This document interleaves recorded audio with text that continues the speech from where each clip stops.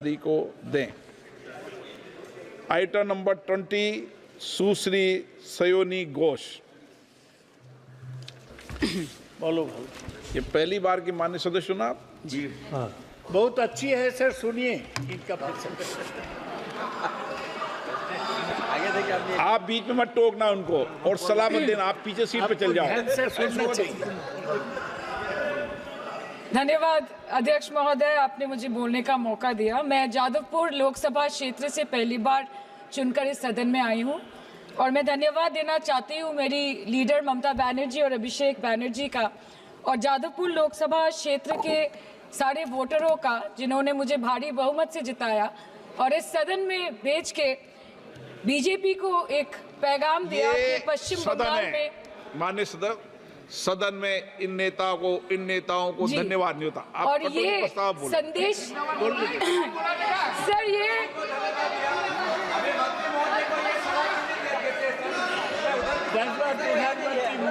Sir okay sir, no problem sir. बोलो sir मैं धन्यवाद देना चाहती हूँ जादवपुर लोकसभा क्षेत्र के लोगों का जिन्होंने मुझे भारी बहुमत से यहाँ पे जिता के भेजा और ये पैगाम दिया कि पश्चिम बंगाल में नफरत की रणनीति और धोखेबाजी की राजनीति नहीं चलेगी। अध्यक्ष महोदय, मैं उम्मीद करूंगी कि आज आप मुझे पूरा बोलने का मौका दें, क्योंकि हाल ही में हुए नीति आयोग की जो मीटिंग हुई थी वहां पे हमारी माननीय मुख्यमंत्री, जो देश की एकमात्र महिला मुख्यमंत्री भी है, उनका माइक बीच राह में ऑफ कर दिया गया था। वो बंगाल के अरे अभी तो शुरुआत है, ये तो ट्रेलर है, पिक्चर बाकी है। अध्यक्ष महोदय, मैं आपसे ये बोलना चाहती हूँ कि वो बंगाल के हक के लिए यहाँ पे सवाल उठाने आई थी, वो बंगाल के लोगों की बात रखने यहाँ पे आई थी, लेकिन उनका माइक ऑफ कर दिया गया। आपके माध्यम से मैं इस सदन में उपस्थित वहाँ जो बैठे हैं माननीय सदस्य, कोई भी घटना को सर एक लाइन आपका डिलीट करेंगे सर, एक लाइन सर, मैं यही बताना चाहती हूँ कि बंगाल के लोगों का आगे जाके बंगाल की लोग आपके पार्टी की माइक ऑफ कर देंगे। बस एक चुनाव बाकी, आप देख लीजिएगा। Sir, all India Trinamool Congress इस सदन और इस देश का 3rd लार्जेस्ट ऑपोजिशन पार्टी है और हम आपसे धन्यवाद हम आपको देते हैं कि आपने हमको रेलवे, स्वास्थ्य, शिक्षा और आज ये पशुपालन जैसे महत्वपूर्ण विषय पे चर्चा करने का मौका दिया। लेकिन तृणमूल कांग्रेस आगे जाके देश के हर महत्वपूर्ण मुद्दे पे बात करेगा, चाहे वो चीन का अनैतिक रूप से इस देश में प्रवेश हो या वो 700 से ऊपर आंदोलन जीवी किसानों की। माननीय सदस्य, आप पहली बार बोल रही हैं, मैं आपको हस्तक्षेप नहीं करना चाहता, लेकिन जिस अनुदानों की मांगों पर चर्चा सर अभी आ रहे हैं, सर नीट के घोटाले से लेके जीएसटी के बोझ तक, एयरपोर्ट की छत टूट जाने से लेके रेल पटरी से छूट जाने तक तृणमूल कांग्रेस के सदस्य, हर सांसद देश के हर गंभीर मुद्दे पर चर्चा करेंगे। बस यही आपको बोलना था। रिस्पेक्टेड सर, मामाटी मानुष is the Magna carta of the governance of West Bengal and our party, and I feel truly honored that today I've been given the opportunity to talk on a ministry which is intrinsic to the Mamati Manush of the country. हमारे किसान अपनी मवेशी को, अपनी फसल को माँ की तरफ पूछते हैं, जिस खेत में वो हल चलाते हैं उस जमीन को नमन करते हैं। But does this major sector get support from the government? Sir, Indian agriculture supplies around 58% of India's livelihood and is a principal source of income for half of the population, accounting for 17 to 18% of the country's GDP. 70% of India's rural poor depend on livestock and farm animals. But does this sector get what it deserves? इसका जवाब अगर आप देश के किसान से पूछेंगे तो वो आपको यही बात बोलेंगे कि चाय से शुरू हुई थी सरकार और गाय पे अटक गई और विकास की मौसी 10 साल में रास्ते में भटक गई। Sir, exorbitantly high cost of cattle and poultry feed under the mismanagement of this sector by the current government and wholesale fodder inflation hovering between 25% to 28.6% in the last 2 to 3 years, it is a 9-year high. Sir, किसान खुद क्या खाएंगे? अपने परिवार के लोगों का खिलाएंगे? अपनी गाय, भैंस, भेड़, बकरी को क्या खिलाएंगे? सर ऐसे ही वारदात होते हैं जहां गरीबी से जूझता हुआ एक किसान उसको अपनी गाय भेड़ बकरी को बेचने में मजबूर करते हैं और अंत में जाके वो अपनी खुद की जान ले लेते हैं। सर पिछले 10 सालों में 1,12,000 किसानों ने इस देश में आत्महत्या की। एनसीआरबी की एक रिपोर्ट के अनुसार 10 साल में हर दिन इस देश में एवरेज में 30 किसान हर दिन अपनी जान ले लेते हैं। सर इस देश के लोगों का यही है किस्सा कि जिसको जिताया वो राजा की तरह जाएगा और जिन्होंने जिताया वो फकीर की तरह। सर ये बहुत गौरक्षा की भी बातें करते हैं। देश के लोगों को ये पता होना चाहिए that there is a fodder crisis in India and the union minister has himself stated in a written reply in Rajya Sabha that yes, the country is deficit in fodder. So it means that cows are dying without food in government-owned goshalas, especially the BJP-ruled state. 74,000 cattle had died at Panjrapols in Sundarnagar and Banaskantha district of Gujarat in the last 3 years.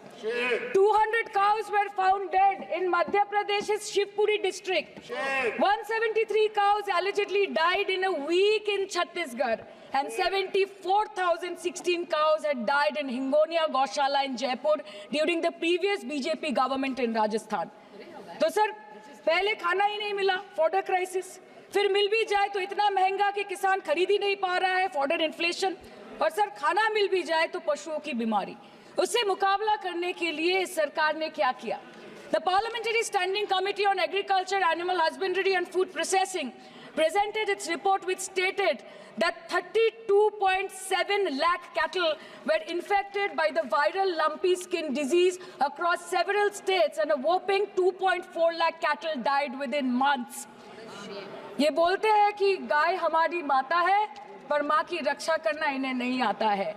अध्यक्ष महोदय, हम सब जानते हैं कि इस ministry के अंतर्गत डेयरी भी आता है और भारत इस पूरी दुनिया में दूध के उत्पादन में नंबर 1 है, contributing to almost 24.46% of global milk production. But since the government has not been able to bridge the gap between demand and supply, it has successfully turned the country from being the largest producer of milk to an importer of milk. In the last 10 years, due to the stagnation in milk production, the gains of white revolution has been systematically whitewashed. The dairy farmers are forced to throw buckets of milk on the highway protesting against meager remuneration for their produce. And the price of milk, on the other hand, has increased by a massive 55% in the past 10 years. It was rupees 36 per litre in 2014 and now rupees 56 per litre in 2024. When this government came to power, the first thing the milk producing companies regulated by it did was to increase the price of milk by rupees 2 per litre. This was their revenge on the people of India for not providing a majority to the BJP. आम आदमी के दूध, छाछ, लस्सी, दही, पनीर पर 5% की GST, cream, condensed milk, मक्खन, घी पर 12% की GST और अमीरों के हीरो पर सिर्फ 1.5% की GST। सरकार उनको रिलीफ नहीं देती है जो विदेश में जाके मिल्क शेक और लाते की चुस्कियां लगाते हैं। ये सरकार उनको रिलीफ नहीं देती जो आम आदमी 2 पैकेट दूध खरीदने से पहले 10 बार सोचता है। सर बचपन से हम सुनते आए थे कि संडे हो या मंडे रोज खाओ अंडे। India rank 2nd in egg production in the world और अंडे का फंडा यही है सर कि भारत के बच्चों के किस्मत में महीने में एक अंडा नहीं मिलता। मिड डे मील के चलते हफ्ते में अगर एक आध अंडा मिल भी रहा था तो कहीं धर्म के नाम पे तो कहीं महंगाई के चलते उसे बंद करने की मांग उठ रही है। Sir more than 50% children under the age of 5 suffer from chronic malnutrition in the country and roughly 17% children are underweight and yet most BJP ruled states do not serve eggs in midday meal scheme. This is the example of Poshan Kal in India. Sir अंत पे आते हैं मच्छी पे। आप लोगों को ज्यादा पसंद नहीं पर हम क्या करें, हम तो माछे भाते बंगाली है, हमको तो बोलना ही पड़ेगा। And not to forget that 2.8 crore fisher folk are employed directly in catching fish in the country and millions are employed in the value chain of selling fish and aquaculture. India stands 3rd in the world in the terms of fish production, contributing to 8% of global fish production and ranked 2nd in aquaculture production. The PM talks about blue revolution, but this government has allocated only 0.045% funds out of the total budget for the flagship scheme, Pradhan Mantri Matsya Sampad Yojana. Even after this meager allocation, they did not utilize 39% of the funds, and in 23-24, they did not utilize 24% of the funds allocated. और sir, भले ही सरकार को मणिपुर शब्द से allergy हो, but the fact remains that 1.5 years of lack of governance in the state has led to endangering of the fish species in India's largest freshwater body in Manipur, the Loktak Lake. So the government has to generate employment opportunities, investment in areas such as exports, post-harvest processing, and import substitution. It has to deal with adversities like overfishing, depleting of fish stocks, pollution, disease outbreak, destruction of habitat, and climate change. So my own parliamentary constituency has assembly constituencies like Baruipur, Shonarpur, Bhangor, which are heavily dependent on these sectors for livelihood. Main crops grown are wheat, rice, vegetable, fruit, oilseed, pulses, cotton and jute, and animal husbandry is practiced mostly by women in the self-help groups in the South Chobbish Pargona. They rear a wide range of domestic animals, including cattle, poultry, goat, particularly the black Bengal goat and the Pekin duck. And I take extreme pride in saying that in the last 5 years of the TMC government, the CM Mamata Banerjee has allocated a massive amount of 76,680 crore to agriculture and its allied sectors for their development. The government of West Bengal has achieved remarkable success in implementation of state schemes, namely Bangla Dairy. The state-owned company is providing financial incentive at the rate rupees 11.5 per litre of raw milk directly to the bank accounts of primary dairy farmers through milk unions. Bangla Dairy procured 3.55 crore kg milk in 2023, for which rupees 109 crore was paid to dairy farmers through direct benefit transfer. 47,900 fresh Kisan cards have been issued in the last 3 years for animal husbandry.